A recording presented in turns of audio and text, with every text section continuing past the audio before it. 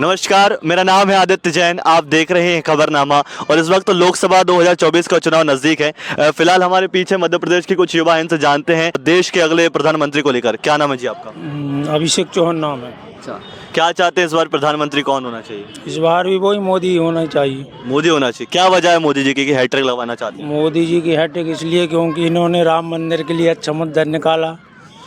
बहुत 500 साल पहले का मंदिर बनवा दिया और ऐसी कई चीज़ें हैं जो मोदी के फेवर में जाती है। सर्जिकल स्ट्राइक है, ऐसे कई बातें हैं जो मोदी जी ने अच्छा किया। धर्मनिरपेक्ष होकर के आप मोदी जी को वोट दे रहे हैं, विकास से कोई मतलब नहीं? विकास भी काफ़ी बहुत किया है मोदी जी ने। अच्छा, ऐसा नहीं है विकास नहीं किया, हर चीज़ का विकास कर रहे हैं। रोजगार तो एक समस्या है जिस पर कुछ हुआ नहीं फिलहाल। देखो समस्याएं तो वो हर हमेशा रहती कि कोई सी भी पार्टी आए, रोजगार तो नहीं दे पाते वो, मगर ये है कि मोदी जी अच्छा कार्य कर। मेरे पीछे युवा हैं, ये फिलहाल कॉलेज में हैं। लगता है रोजगार एक मुद्दा है देश का। ज़रूर है रोज़गार मुद्दा। अभी जैसे रिसेशन ईयर चल रहा है कोविड के बाद से, उसके बाद से मुझे लगता नहीं है। इकोनॉमिकल ग्रोथ तो अपनी जगह पे है, वो पहले भी होती थी, अभी भी होती है। तो जैसे अभी वो लोग उसको एक मुद्दा मान के चलते हैं कि हम 5th नंबर से नहीं 7th 8th नंबर से 5th नंबर पे 3rd नंबर पे ग्रोथ कर रहे हैं, हमारी जीडीपी से इस दर से बढ़ रही है। वो ग्रोथ तो पहले भी थी और हमें कभी ना कभी जाना ही था, लेकिन बात इस जगह पे आती है कि हमारी जनसंख्या इतनी बड़ी है, लेकिन उस हिसाब से हम अपने मैन पावर को यूज़ कर नहीं पा रहे हैं जिस हिसाब से हमें होना था। जैसे चाइना की हमारे साथ अगर मैन पावर कंपेयर किया जाए तो वो इतना अच्छे से यूटिलाइजेशन कर पा रहे हैं, इतना अच्छे से सारी चीज़ों को प्रोवाइड कर पा रहे हैं कि वो जीडीपी के साथ साथ अपने एक जो नॉर्मल स्टैंडर्ड लाइफ प्रोवाइड करी जा सकती है वो दे पा रहे हैं, लेकिन वहाँ पे हम कहीं ना कहीं लैग करते हैं। और आपको लगता है कि एज अ यूथ जो अनएम्प्लॉयमेंट है, ये एक बहुत बड़ा मुद्दा है? शायद मोदी गवर्नमेंट कुछ तो करना चाहिए इसके लिए। यूथ के लिए सबसे बड़ा मुद्दा है।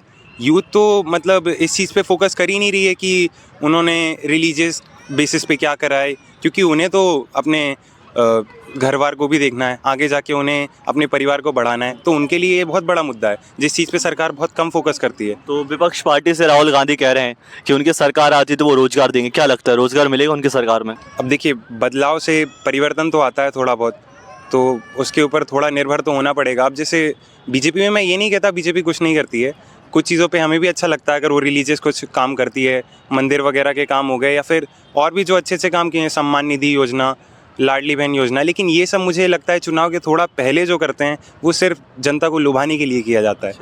तो लगता है कि बीजेपी जब से 2014 से देश में आई है, हिंदू मुस्लिम थोड़ा सा ज़्यादा हो गया है? ऑफकोर्स हो गया है। सेकुलरिज्म तो मतलब एक तरह से ख़त्म नहीं किया जा रहा है उसे, लेकिन बीजेपी जातिवाद फैला के एक तरह से वोट सपोर्ट करने के लिए करती है। और भी पार्टियां करती हैं, लेकिन अब बीजेपी बहुत बड़े स्तर पे आ चुकी है तो नेशनल लेवल पे जाती है ये चीज़ अब।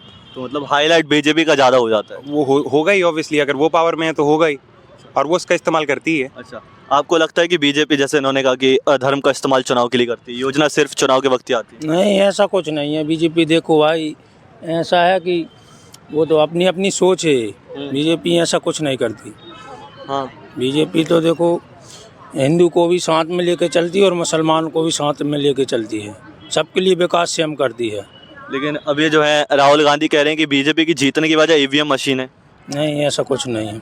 आपको लगता है कि ईवीएम मशीन जो है शायद वो बीजेपी जीतने की वजह है? अब कांग्रेसी और समाजवादी पार्टियों को तो अगर कहीं ईवीएम भी लिखा रहता है तो उन्हें बीजेपी ही दिखाई देता है जिस हिसाब से चलता है, और सीबीआई भी लगे, मतलब कोई भी ऐसी जो नॉन फ्रीडम वाली चीज़ें थी अब उन पे बीजेपी का इम्पैक्ट ज़रूर रहने लगा है।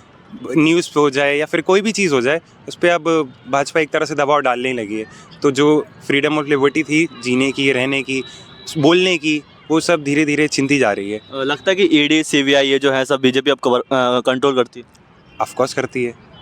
एक बार में 30-30 समन भेज देना किसी सीएम के घर, वो साफ साफ दर्शाता है कि वो बीजेपी करती है। तो जो एक टैग अब चल गया मोदी जी को लेके कि मोदी इज अ डिक्टेटर, ये कहाँ तक सही है?